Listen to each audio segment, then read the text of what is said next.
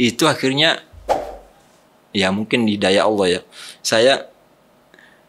Yang saya praktekkan itu, dan disitulah saya menyimpulkan bahwa memang doa itu bukan sesuatu yang sepele. Betul kata Nabi itu, kalau entah itu kata Nabi atau istilah aja, bahwa doa itu bisa merubah takdir.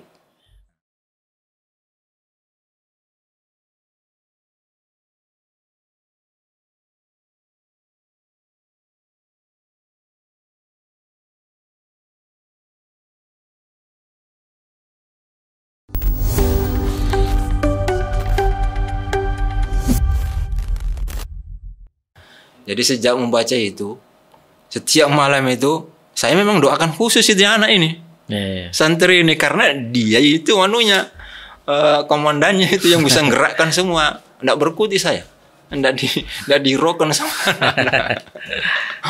Woi, setiap malam itu, dan alhamdulillah memang berubah itu anak.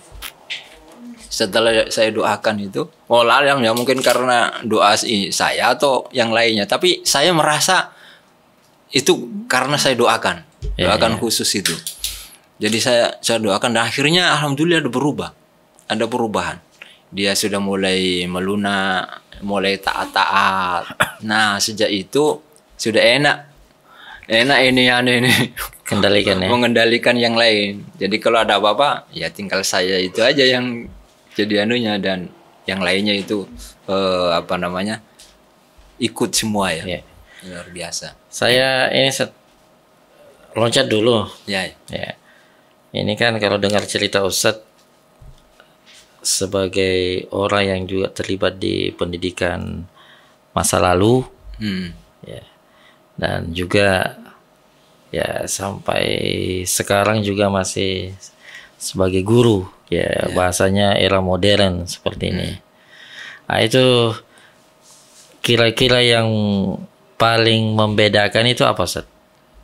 Maksudnya apa yang paling berbeda ketika Ustadz sebagai guru di masa lalu dan di masa sekarang? Seperti itu. Apa baik santrinya yang berbeda ataupun gurunya? Ya, saya mulai dari santrinya ya. Kalau santrinya dulu itu perbedaannya itu adalah faktor usia. Ya. Artinya ketika mereka sanawiyah, mereka aliyah, usianya itu memang bukan usia sanawiyah, bukan aliyah, bahkan MI juga. Waktu itu saya wali kelas itu, ada anak kelas 6 itu yang usianya sebenarnya sudah tamat sanawiyah. Oh, saya kira tamat SMA. Tapi masuk MI juga. Ya, jadi begitu ya. Dari sisi santri. Karena usia itu kenapa Ustaz jadinya? Nah, karena usianya seperti itu, perlakuannya akhirnya agak tanda kutip ya. Jadi harus dikerasin. Nah, seperti itu, karena usianya kan besar-besar juga. Kita ya kurang lebih dengan usia kita. Waktu itu kita masih bujang. 20 ya. 88 itu. 18 tahun, 91, 21 tahun. Ya, enggak terlalu jauh lah. Sehingga itu yang menjadikan perlakuannya itu harus seperti itu. Ya, saya tidak tahu mulainya bagaimana, karena sejak saya di MI itu memang pola pendidikannya itu seperti itu. Saya itu ya mau maaf ya, ya dengan segala kekurangannya begitulah kondisinya ya. Ya, pendidikan waktu itu. Karena anak-anak yang seperti itu, jadi pola pendekatannya itu pola pendekatan ya tanda kutip ya, agak kekerasan gitu ya. Artinya kalau anak melanggar ya dipukul ya. Kalau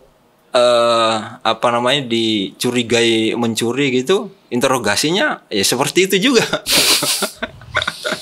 Saya kadang juga ini masuk di teori pendidikan atau enggak ini, atau menyalahi teori pendidikan, ilmu psikologinya ada enggak di sini? Karena memang begitu saya lihat teman-teman.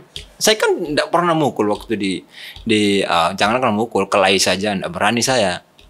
Enggak, waktu masih kuliah masih di Surabaya itu, datang ke sini, saya lihat teman-teman ini anak MI ya. bukan Sanawi Aliyah, anak MI itu sudah diperlakukan seperti itu, ya. Jadi mau tidak mau saya juga harus seperti itu karena pendekatan seperti itu kan. Ya, saya terikut arus saja. Iya, iya, iya. Jadi lagi-lagi terlepas dari itu benar atau tidaknya, tapi itu sebuah proses ya. Proses yang mengantar pendidikan itu ke arah yang ke depan. Tetapi saya melihat itu anak-anak yang diperlakukan kayak seperti itu ya. Itu saya melihat tidak ada perlawanan. Kemudian yang kedua itu mereka itu terima.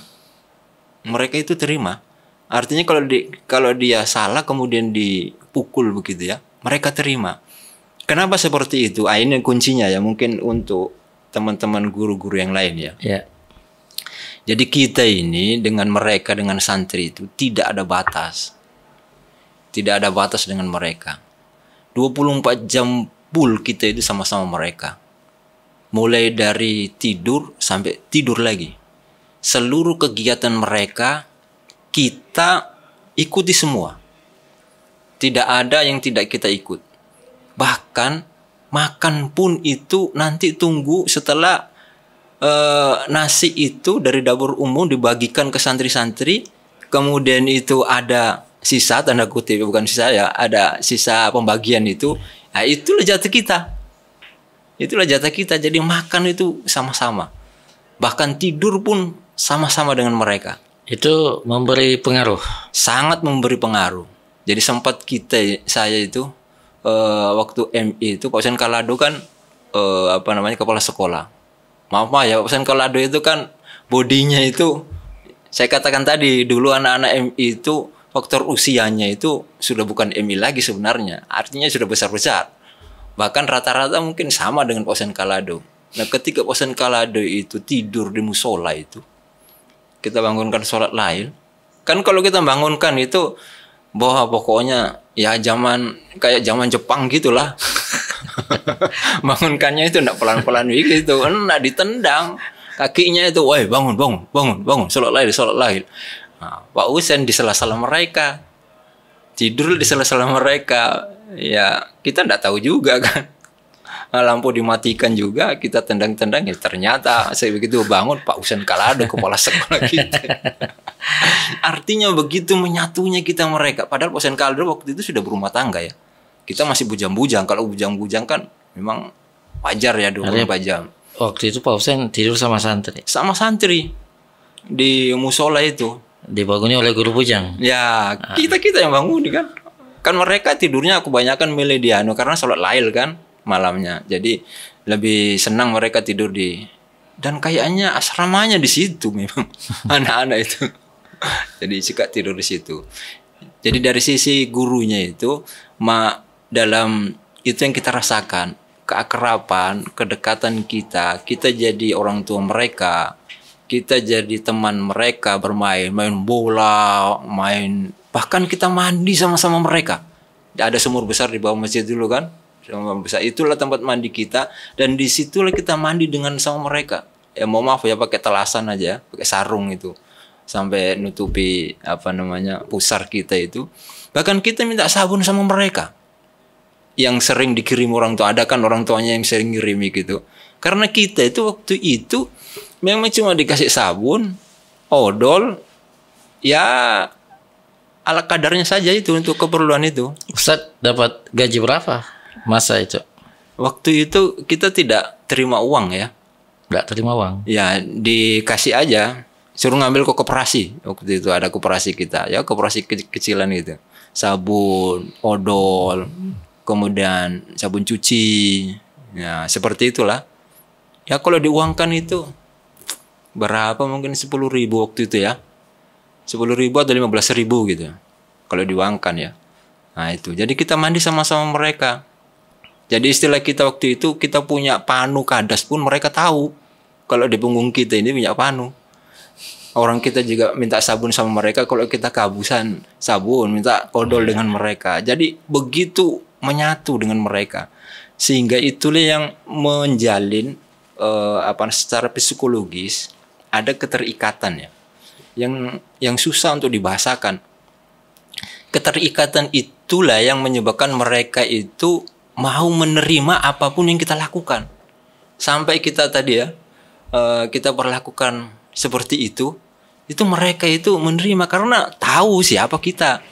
Istilahnya mereka tahu bahwa apa yang kita lakukan itu tidak ada interest lain kecuali apa? Kecuali untuk bagaimana mereka ini menjadi baik, bagaimana mereka bisa menjadi kader ya, yang militan, supaya tidak loyo, punya etos kerja yang tinggi, bisa ibadahnya itu bagus, ya. Bisa kalau sekolahnya itu belum ya, supaya bisa sekolah yang bagus belum itu ya. Nah, artinya ada tapi tidak segerget seperti hari ini gitu. Tapi Ustaz, ini luar biasa pengalaman jadi guru. Iya. Saya anunya gini Ustaz,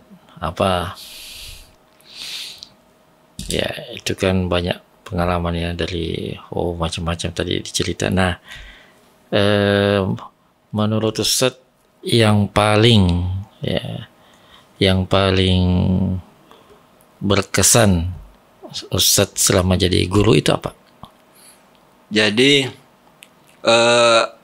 pernah kita ini dikumpul sama Allahyarhamu Ustaz Abdullah Said di Geso 1 waktu itu ya. Sampingnya Prasmanan sudah dibongkar sekarang itu. Jadi seluruh guru dikumpul semua. Dikumpul sama almarhum. Ada briefing lah. Ya panjang. Cuma satu saja yang saya ingat waktu itu beliau sampaikan. Yang saya ingat sampai sekarang. Jadi salah satu dan yang saya ingat itu adalah beliau menyampaikan bahwa ini kan guru-guru semua ya. Dari MI sampai Alia. Beliau sampaikan, bapak-bapak ini bukan mendidik santri, bukan mengkader santri, tapi bapak-bapak inilah yang dididik dan dikader oleh santri. Itu kayak apa aja? Ya itu sama. Waktu itu saya ndak mudeng juga. Ndak mudeng juga. Ndak paham juga. Karena realitasnya kan kita yang didik mereka, ngajari mereka, mengkader mereka kan, ke lapangan dan sebagainya. Almarhum bilang begitu. Ndak paham juga saya waktu itu. Kayaknya ini ndak juga ini. Orang kita kok realitasnya. Tapi berjalannya waktu lama baru saya bisa menangkap itu apa maksudnya itu. Ya itu yang berkesan sekali itu. Maksudnya gimana? Sebenarnya kita ini jadi guru. Itu kita yang dididik oleh mereka. Dididik apa? Kita dididik sabar. Bagaimana anak-anak yang macam-macam karakternya itu kita bisa sabar meskipun sering kebobolan juga, banyak bobolnya. Tapi kita memang diajak untuk sabar. Yang kedua, kita dididik untuk menjadi pemimpin. Mimpin kerja mereka, mimpin ke lapangan, mimpin sholat lail, kemudian mimpin macam-macam itu. Kemudian kita juga dididik dan dikader mereka untuk ibadah kita juga bagus. Bagaimana kita sholat lail mereka setiap malam sholat lail? Mau tidak mau kita harus sholat lail dan harus lebih bagus mereka kan. Kerja juga kita harus jadi toladan bagi mereka. Karena apa? Karena kalau kita waktu kerja di lapangan kita tidak muncul duluan, jangan harap mereka mau turun. Nggak mungkin. Kalau kita kerja cabut rumput di empang, kita duluan masuk di situ. Baru mereka itu turun ke situ. Kita di atas, tunjuk-tunjuk aja suruh turun. Kayak baru kita di atas dilempar dari bawah itu sama mereka. Artinya kita ini dididik untuk menjadi contoh bagi mereka, dan itu kan sebuah pendidikan yang ya orang katakan alamiah ya. Dan itu yang kita rasakan. Ternyata betul juga yang disampaikan oleh almarhum itu. Kita yang dididik oleh santri itu, santri yang bandel, santri yang gini. Sebenarnya kita dididik bagaimana supaya sabar dan lain sebagainya. Itu yang saya katakan tadi. Hal-hal itulah yang akhirnya menumbuhkan kita dan itu menjadi modal ke depannya. Dan itu saya rasakan ketika sudah ditugaskan keluar kan. Nah, baru itu. Itu berapa tahun Ustaz di Gunung Tembak sampai dapat SK tugas? Itu saya termasuk orang yang lambat ditugaskan. Berapa tahun Ustaz? Jadi 90 ya. 90. Sampai 2015 baru keluar saya ke Sumatera Selatan. Berapa tahun itu ya? Berapa ya? 90 2015. 10 25 tahun. ya, kurang lebih lah 20 tahun. Sehingga kalau ya ditanya karirnya di Gunung Tembak itu sudah banyak sekali. Berarti Ustaz memang cocok tadi ya jadi tokoh pendidikan di sini. Ya itu hikmahnya terlambat ditugaskan. Padahal kita kan dulu itu kalau 1 Muharram itu selalu ada SK. Karena apa? Ada laporan dari daerah-daerah. Saya tunggu-tunggu dan semua santri seperti itu. Kapan di SK kan? Nggak pernah muncul nama saya itu. Kenapa nggak muncul Ustaz? Ya Allah alam ya. Oh, kira Ustaz berdoa juga biar nggak muncul. Enggak. Padahal teman-teman guru itu sudah banyak sekali. Pak Ali Hermawan, Kembang Mustaqim, Pak Sopian, Pak Ahmad MS, Pak Jupri. Wah, semua sudah ditugaskan keluar semua. Pak Arsyad. Ya Pak Arsyad. Yang lama-lama itu kan sudah tugaskan semua. Saya masih nongkrong di sini terus itu. Ya, sama-sama santri. Terakhir Ustaz jabatan apa amanah apa di Gunung Tembak Ustaz? Jadi terakhir itu setelah di yayasan ya. Saya sama Ustaz Nasir udah di yayasan selama 8 tahun, mulai dari 2005 sampai 2013 itu di yayasan sebagai sekretaris Ustaz Nasiro. Jadi saya akrab sekali sama beliau itu karena saya sekretarisnya. Kemudian beliau ditarik kan di DPP. Nah, saya waktu itu waktu itu sudah ada LPPH kan, Ustaz Gofar. Saya dimasukkan di bagian Litbang. Penelitian dan pengembangan. Itu apa itu Ustaz? Jadi bagaimana supaya pendidikan ini bisa berkembang, maju, kemudian bisa mandiri. Tercapai itu Ustaz ya? Ya? Tercapai. Menurut Ustaz itu? Kalau menurut saya itu, saya belum waktu itu. Kalau yang Ustaz lihat sekarang? Nah, saya melihat alhamdulillah sudah mulai ya. Sudah mulai berkembang. Indikatornya itu kan saya lihat dari sisi jumlah santri sudah banyak. Dari sisi ibadah saya lihat di masjid itu sudah duluan, anak-anak sudah bisa diarahkan. Kemudian dari sisi lapangannya mungkin masih perlu ditingkatkan ya. Karena memang sudah mungkin fasenya sekarang ya. Seperti itu. Beda dengan dulu kita porsi lapangannya lebih besar. Nah, sekarang kan porsi untuk intelektualnya ini mulai dipacu kan, dengan tidak meninggalkan hal-hal yang kemarin-kemarin itu secara spiritual dan mentalitasnya itu. Ustaz pernah kepala sekolah aliyah ya? Ya. Jadi kalau diurut-urut itu mulai dari wali kelas sudah pernah, kemudian kepala sanawiyah, kepala aliyah, kemudian di Departemen Pendidikan, putra maupun putri. Sudah juga? Wah, putri bahkan saya pernah itu lucu juga, khusus menjadi kepala Departemen Pendidikan putri. Saya juga heran, kenapa? Jadi kepala pendidikan putri. Ya, tapi hikmahnya di situ akhirnya itulah terbentuk ada putri khusus putri. Bukan gabung putra putri. Itu jadi pendidikan itu pernah sama-sama pendidikan putra putri. Kemudian ada terpisah, putra sendiri, putri sendiri. Waktu itu putra siapa sih? Putra itu siapa ya?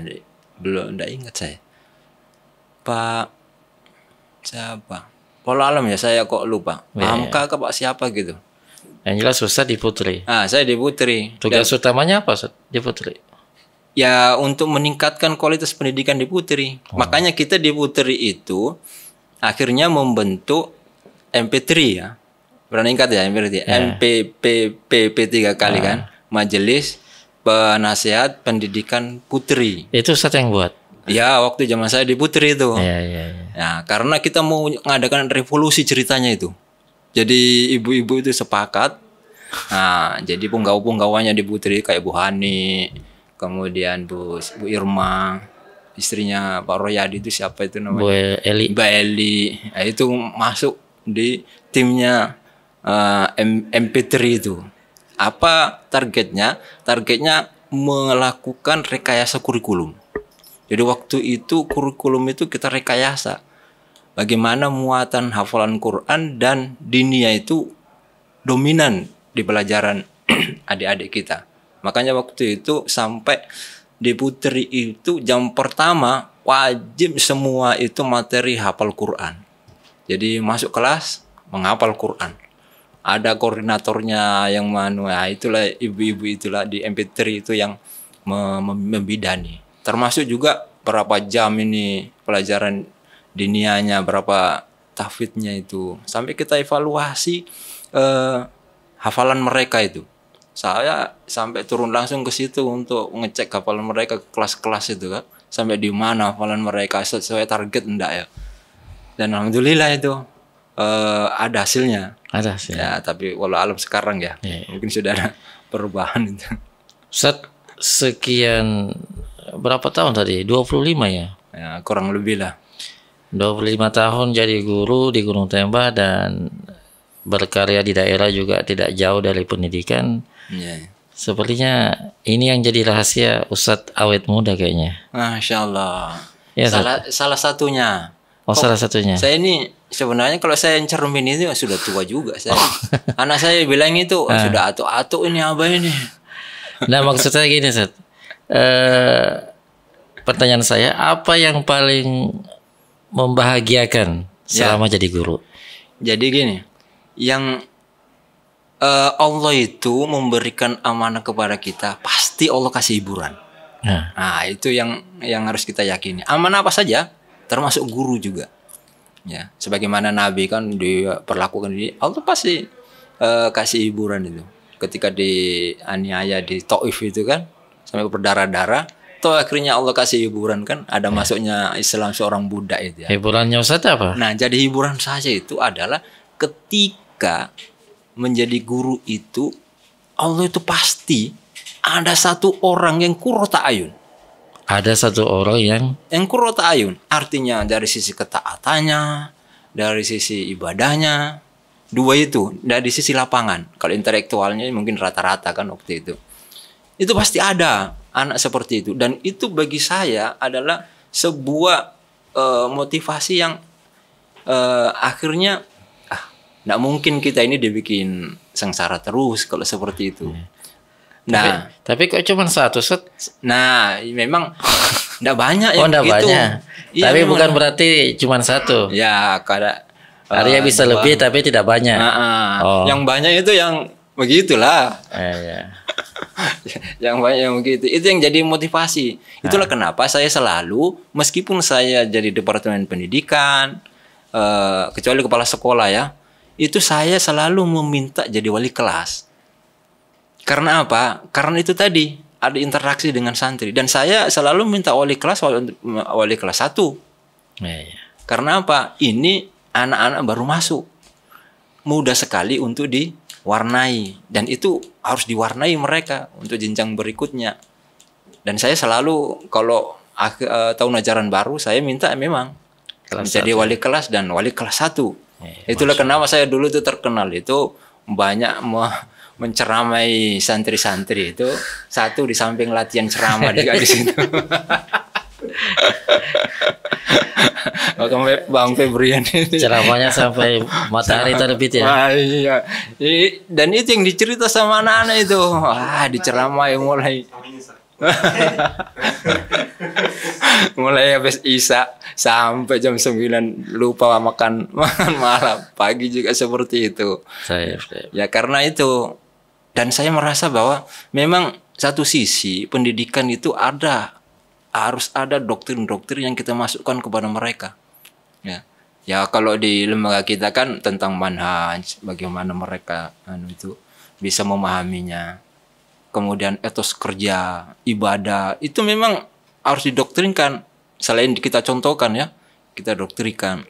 Ya kita belum membahas waktu itu dalil-dalilnya kan. Ini sepertinya masih panjang ini Ustaz yang belum dicerita. Ya, artinya kayaknya sudah cukup itu. Yang sudah dicerita sudah banyak, tapi ternyata masih banyak masih panjang lagi yang mau disampaikan ini Ustaz ya. Iya, sebenarnya itu masih pendidikan ya. Iya. Saya belum cerita tentang dinamika yang lain di Gunung Tembak itu. Itu makanya butuh menarik lagi itu. Butuh waktu extra time ini Ustaz ya. Insyaallah.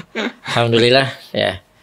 Waktu yang membatasi, tapi ya itulah, selalu ada hal yang menghibur kata Ustaz Joko tadi. Iya. Masya Allah. Alhamdulillah. Ya ini yang bisa kita obrolkan pada kesempatan siang ini, dan insya Allah akan ada pertemuan berikut di sini Ustaz ya. Ya, insya Allah kapan-kapan lah. Kapan-kapan ya, sore lah Ustaz. Sore, malam belum Ustaz. Taib, alhamdulillah kita cukupkan dengan baca kafarah majelis. Subhanakallahumma rabbana. Assalamualaikum warahmatullahi wabarakatuh. Waalaikumsalam warahmatullahi wabarakatuh.